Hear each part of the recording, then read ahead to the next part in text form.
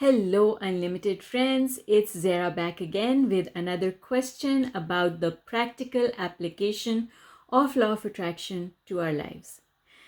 Our question today has been submitted by Andrea, and her question is, so Andrea is saying, I meditate every morning to get answers from my guides, but I am not sure whether the answers are what I want to hear or whether those answers are correct.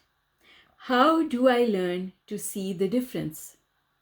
If I can really get answers, true ones, then I will never need anyone else's advice. Is that right? Absolutely, Andrea. First of all, thank you for your amazing question. Yes, my dear, once you learn how to connect fully with Source, you get your own answers. And when you get your own answers, you don't need advice. In fact, you should not ask advice of anyone unless you are absolutely 100% sure that the advice that they will give you is going to come to you from a place that is high, really, really high, at the highest place on the emotional scale. Because when people give you advice, they give you advice from wherever they are on the emotional scale. And if someone is low on the emotional scale, maybe they themselves are in a place of doubt or worry or fear, then the advice that they're going to give you is going to correspond to the vibration that they are on, the emotional set point that they are on. And that advice is not necessarily going to be what you need, because the advice that we want to act on has to come to us from the highest place. So that's the first thing I want you to know. The second thing I want you to know, my dear, is that you should never, ever, ever, ever, never, ever, ever, ever, never take a question into meditation. You should never go into meditation with a problem, because meditation is like a giant magnifying glass. And when you take a problem into meditation and you put this magnifying glass on it, the problem becomes bigger. You don't take anything into meditation that has to do with your life, that is emotional to you. That is why when we sit down to meditate, we focus on our breath, because breathing is unemotional. Or we focus on a dripping faucet or something like that because it's unemotional. When you get emotion involved in your meditation, it can prevent you from hooking up with Source. Because when you get something emotional, when you take a problem into meditation, you are not getting your mind out of the way. And as long as your mind is still in the way, you're not completely connecting with Source. The answers from your guides will come to you outside of meditation, not during it. Not for the most part. Answers don't come during meditation. Answers come outside of meditation.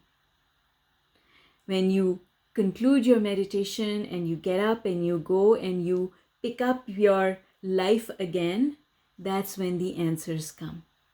And the reason is because meditation is the process of clearing your communication channel with Source, but it is also a process through which we take our five senses away from the world and we point them inwards.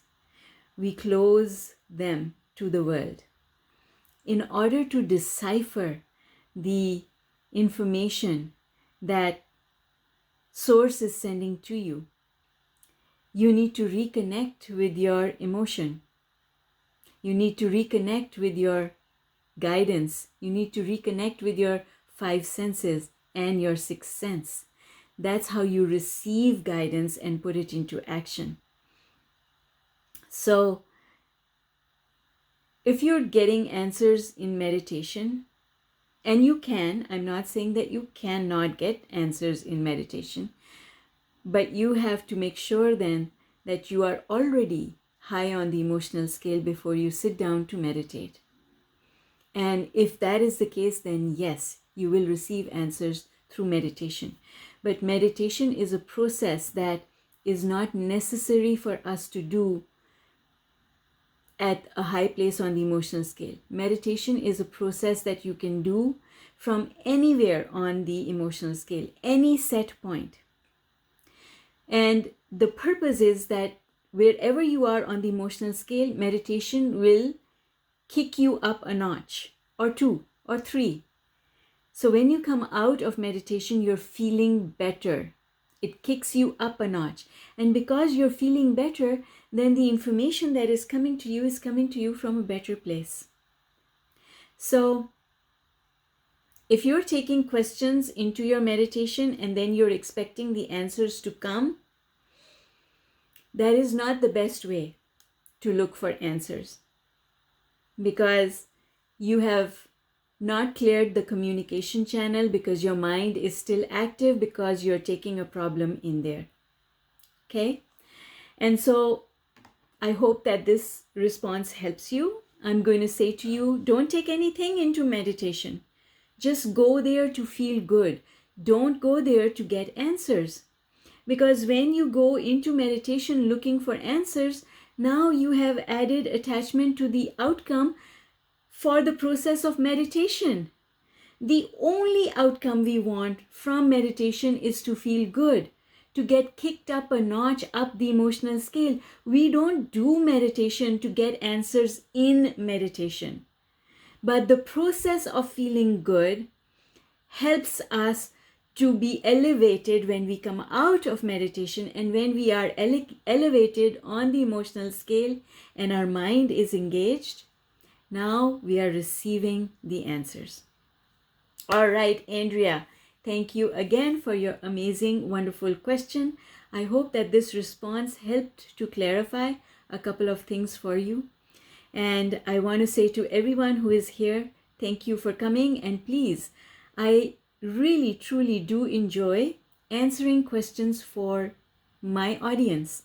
And so if you have any question at all about the practical application of law of attraction, you can submit it either by email through my website, ZMAHOON.com, or by leaving me a comment below with your question.